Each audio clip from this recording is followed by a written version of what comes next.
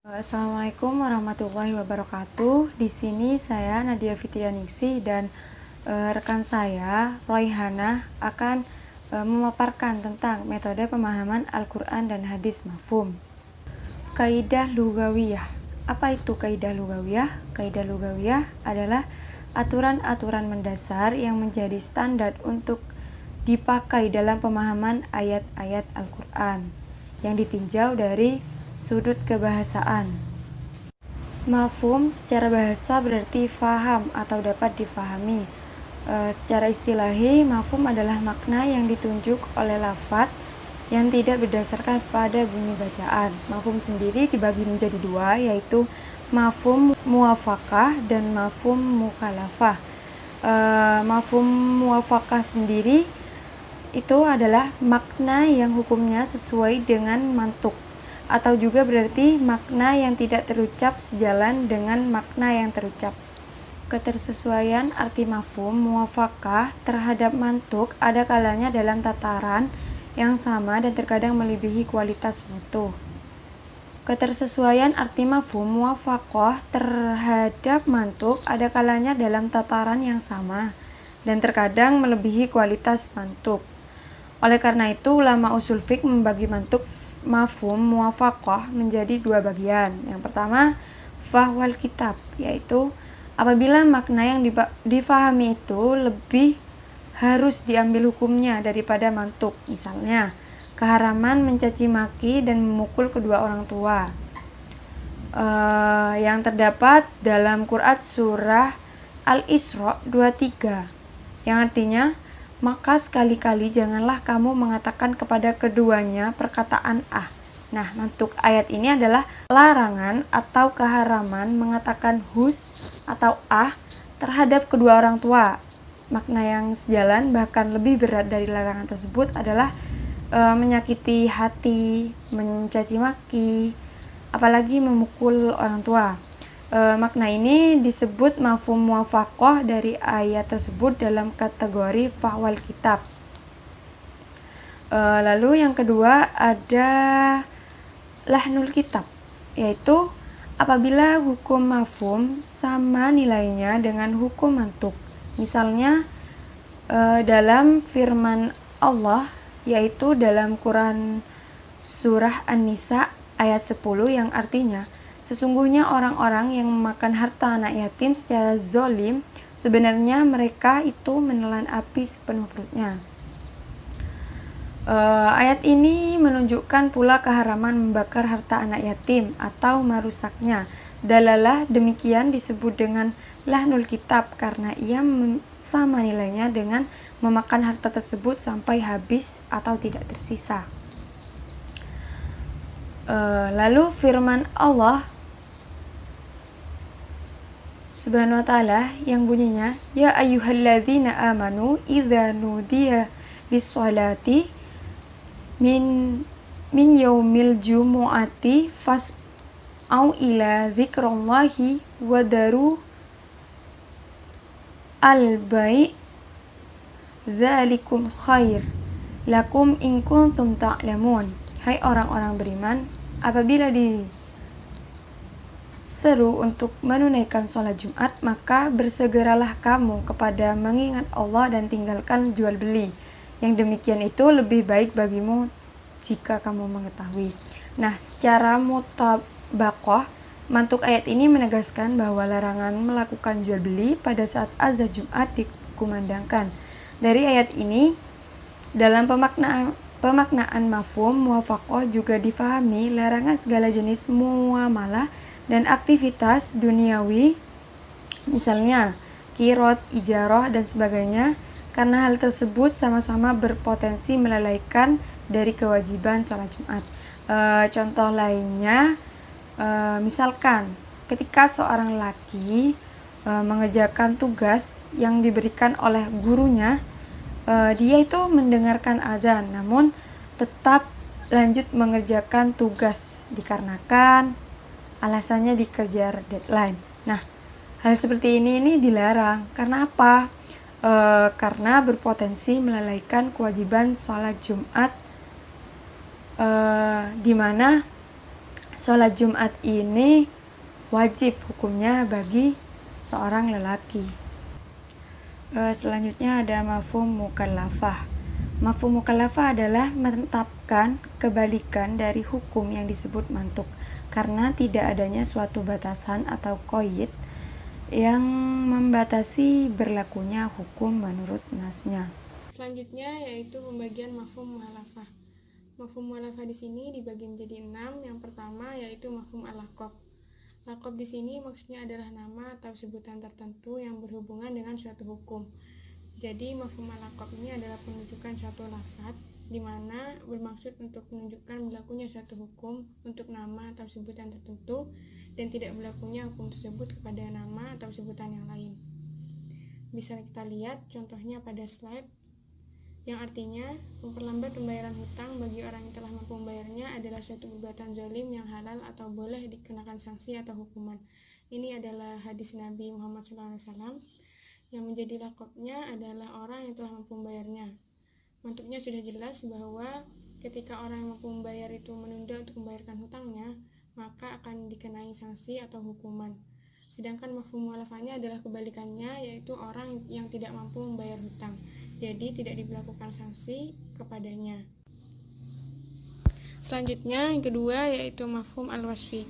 Mafhum al-wasfi di sini adalah menetapkan hukum bunyi mantuk sesuai nas yang dibatasi oleh sifat yang ada pada lafaz tersebut. Jadi ketika sifat itu hilang, maka akan terjadi kebalikan hukum. Contohnya yang ada pada slide, yang artinya, hai orang-orang yang beriman, jika datang kepadamu orang fasik membawa suatu berita, maka periksalah dengan teliti agar kamu tidak menimpakan suatu musibah kepada suatu kaum tanpa mengetahui keadaannya yang menyebabkan kaummu menyesal atas perbuatanmu itu. Nah, di sini yang menjadi al-wasfi atau sifatnya adalah orang fasik yang membawa suatu berita.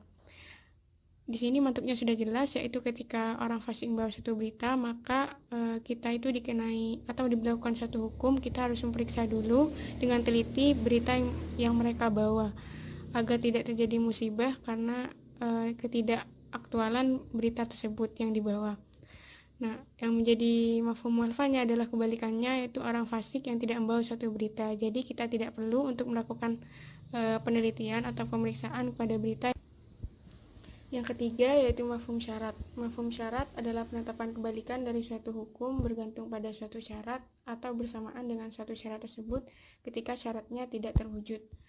Contohnya pada Quran surat At-Talaq ayat 6 yang artinya, dan jika mereka istri-istri yang sudah ditalak itu sedang hamil, maka berikanlah kepada mereka nafkahnya hingga mereka melahirkan.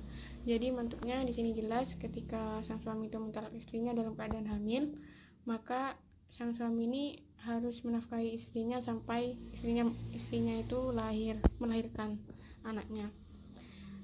Kemudian mafhum muhalafahnya yaitu kebalikannya adalah ketika sang suami itu mentalak istri dalam keadaan tidak hamil. Jadi sang suami itu tidak perlu menafkahi istrinya lagi. Kemudian yang keempat yaitu mafhum al-ghayah. Mafhum al-ghayah di sini adalah penetapan suatu mantuk hukum sesuai dengan batas tertentu.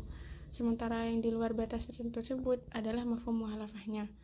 Seperti pada contoh Quran surat Al-Maidah ayat 6 yang artinya, hai orang-orang yang beriman, apabila kamu hendak mengerjakan sholat, maka basuhlah mukamu dan tanganmu sampai dengan siku. Di sini yang menjadi mafhum muhalafahnya adalah anggota badan di atas siku tersebut, yaitu anggota badan di atas siku tersebut tidak perlu untuk dibasuh. Yang kelima yaitu mafhum al-adat. Mafhum al-adat di sini adalah penetapan kebalikan dari suatu hukum sesuai dengan bilangan tertentu ketika jumlah dari bilangan tersebut tidak terwujud. Contohnya pada Quran surat An-Nur ayat 2 yang artinya, wanita dan laki-laki yang berzina maka adalah masing-masing mereka sebanyak 100 pukulan. Di sini adat atau bilangannya adalah dera sebanyak 100 pukulan.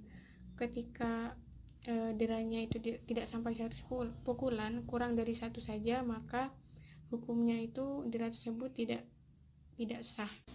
Ulama usul fiqh sepakat bahwa mafhum laqab bukanlah hujjah, sebab mafhum ini tidak mencerminkan suatu pembatasan hukum terhadapnya, bukan pula menegaskan pengkhususan terhadapnya maupun pengecualian terhadap hal lainnya. Pendapat ulama selain pada mafhum laqab, yaitu Imam Abu Hanifah berpendapat bahwa mukhalafah tidak dijadikan sebagai hujjah. Sedangkan pendapat dari Imam Syafi'i ini bisa dengan alasan apabila memenuhi syarat yang ada dalam Islam. Menurut Imam Abu Hanifah, mafhum mukhalafah tidak dapat dimasukkan dalam kategori metodologi penafsiran nas-nas Al-Quran dan hadis.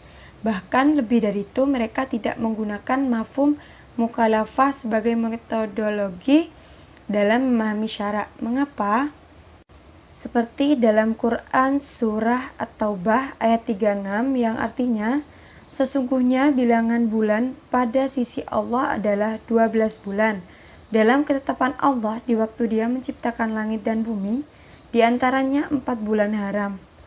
Itulah ketetapan agama yang lurus. Maka janganlah kamu menganiaya diri kamu dalam bulan yang 4 itu. Mayoritas sifat-sifat yang membatasi atau mentakkid dalam nas Al-Quran dan hadis bukanlah untuk membatasi hukum, akan tetapi sekedar dorongan atau peringatan. Sebagai contoh dalam Quran surah An-Nisa yang artinya, ibu-ibu istrimu atau mertua anak-anak istrimu yang dalam pemeliharaanmu dari istri yang telah kamu campuri, tetapi jika kamu belum bercampur dengan istrimu itu dan sudah kamu ceraikan, maka tidak berdosa kamu untuk mengawininya.